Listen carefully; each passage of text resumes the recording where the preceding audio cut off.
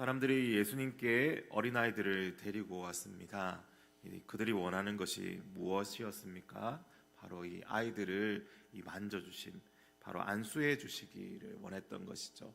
이 당시에 회당에서도 이러한 일들이 많이 있었다고 합니다. 머리에 손을 얹거나 축복해 주는 것이 이 회당 랍비들에게 주로 받는 그러한 또 풍속이 있었습니다. 사람들은 자기 아이들을 데려와서 랍비보다 더 유명해진 예수님의 그 축복을 받기를 원했습니다. 이 어린아이들이 앞으로 잘 되기를 원하는 그러한 이 부모의 마음이 아니었겠습니까?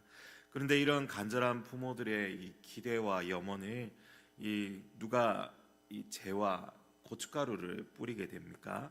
관계자 외에 출입 금지하듯이 예수님의 제자들이 이들을 접근하지 못하도록 열혈 학부모들을 오지 못하게 막았던 것입니다.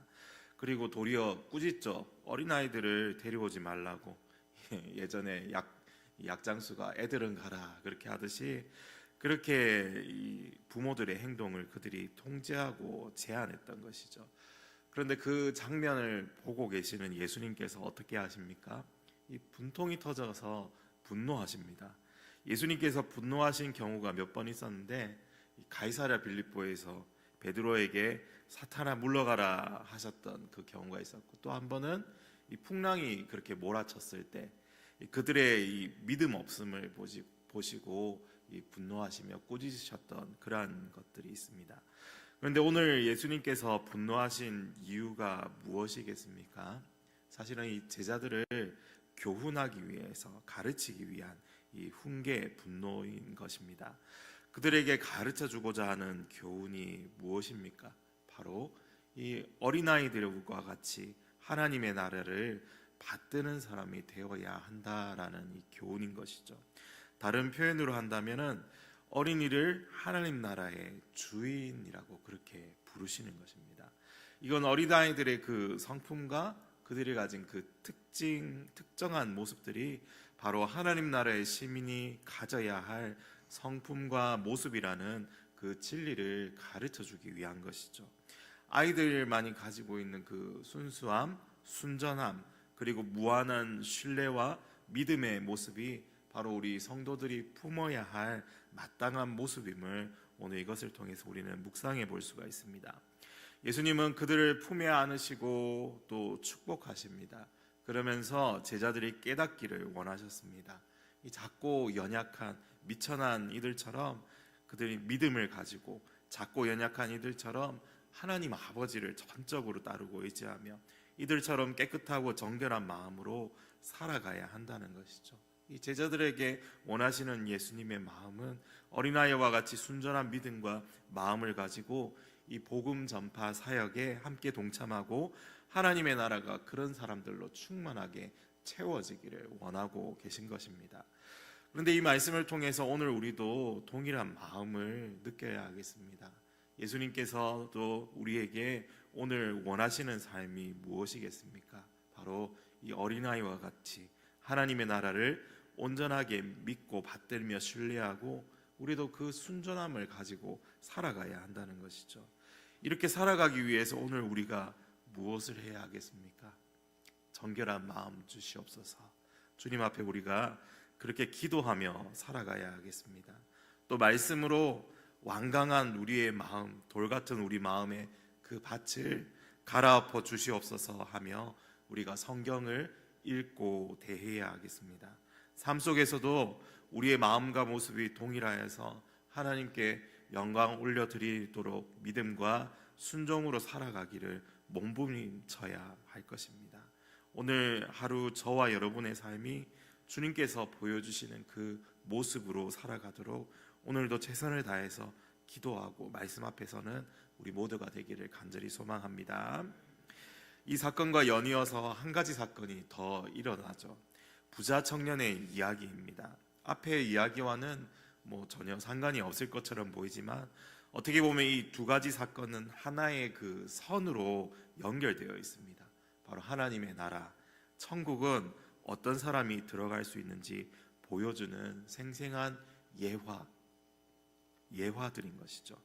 이 부자 청년의 모습은 어떻습니까? 그 시작이 사실 그럴듯합니다. 멀쩡하고 이 엘레강스하고 이 잘생긴 아마 그러한 청년이 한 명이 예수님을 적극적으로 따를 것처럼 그렇게 다가왔던 것입니다.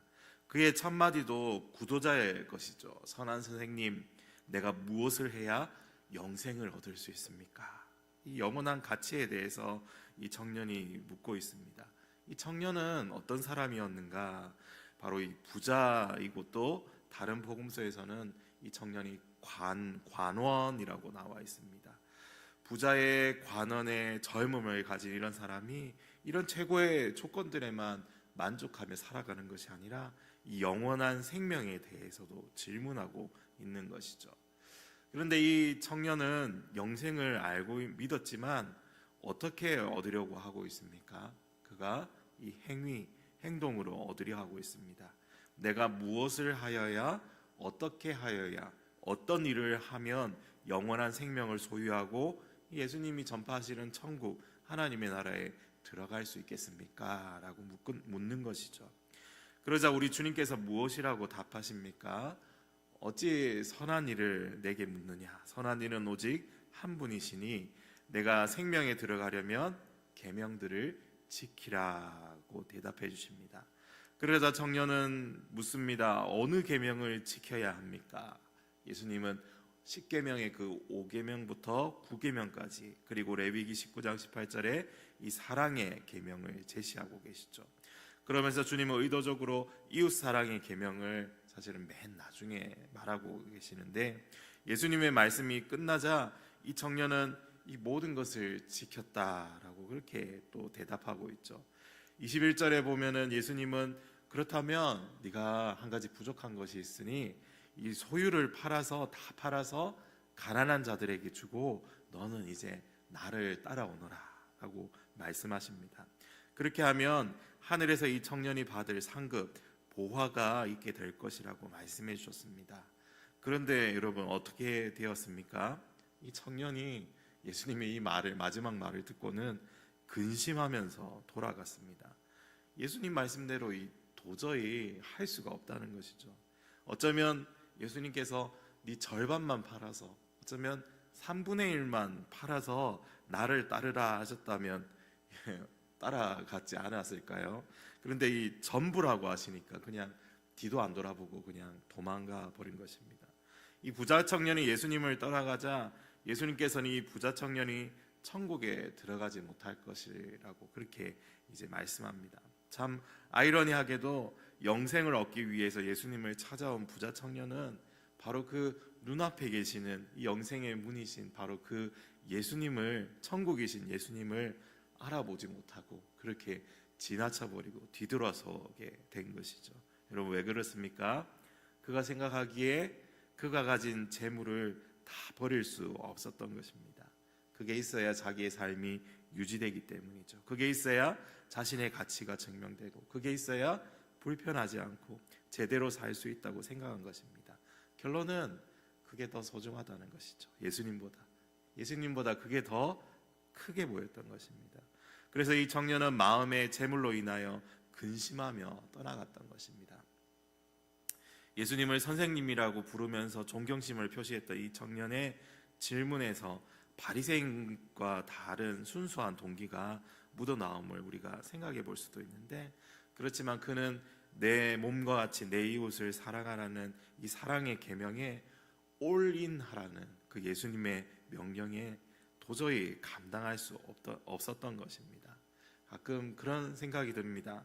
예수님은 자기 제자가 되기 위해서 그 포기각서를 요구하신다라는 그런 생각이 듭니다.